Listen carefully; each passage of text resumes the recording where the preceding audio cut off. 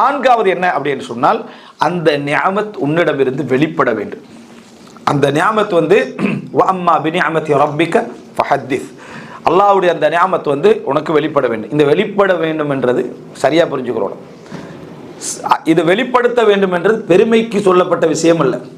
அல்ஹம்துலில்லாஹ் என்கிட்ட வேண்டிய அளவுக்கு இருக்குது விளங்கிட்டா, நீங்க தந்து தான் நான் வாழணும் பண்றது இல்லை, ரப்பு எனக்கு தந்திக்கிறான்ட்டு சைட் சப்போர்ட்டுக்கு சொல்லிக்கிறது விளங்கிட்டா. ஃபர்ஸ்ட் சொன்ன வார்த்தை அப்படி இல்லை. அதாவது பெருமையான வார்த்தைகளை வெளிப்படுத்துறது அம்மா பினியமத்தி ரப்பிக்க ஃபஹத்திஸ் அல்லது அது பினியாமத்திக்க ஃபஹத்திஸ். என்ன நீ தான் பெரிய எல்லாத்தையும் வச்சுக்கிறாய் என்றத நீ சொல்ற மாதிரியான ஒரு அம்சம்.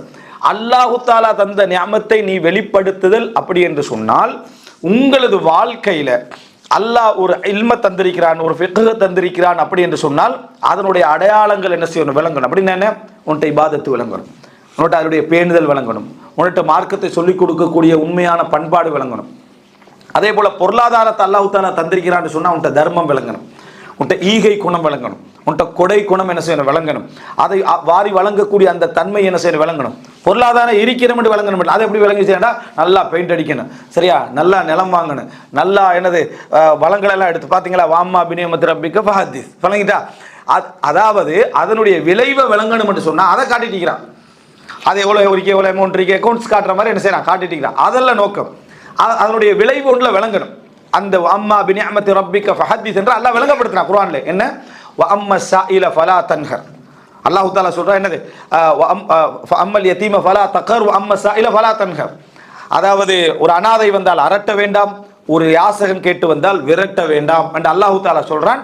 வஅம்மா பினியமத்தி ரப்பிக்க ஃபஹத்திஸ், அல்லாஹ்வுடைய நியாமத்தை ஹத்திஸ், அதை சொல்லு அப்படி என்று சொன்னா இதுதான் செயல் வடிவத்தில் என்ன அந்த நியாமத் விளங்குறது. அவருக்கு அல்லாஹ் தஆலா இல்லாமையிலிருந்து கொடுத்திருக்கிறானே, அந்த இல்லாமையிலிருந்து கொடுத்த அந்த நியாமத்தை செயல் வடிவத்தில் அவர் காட்டி கண்டிருக்கிறாரு என்று அர்த்தம்.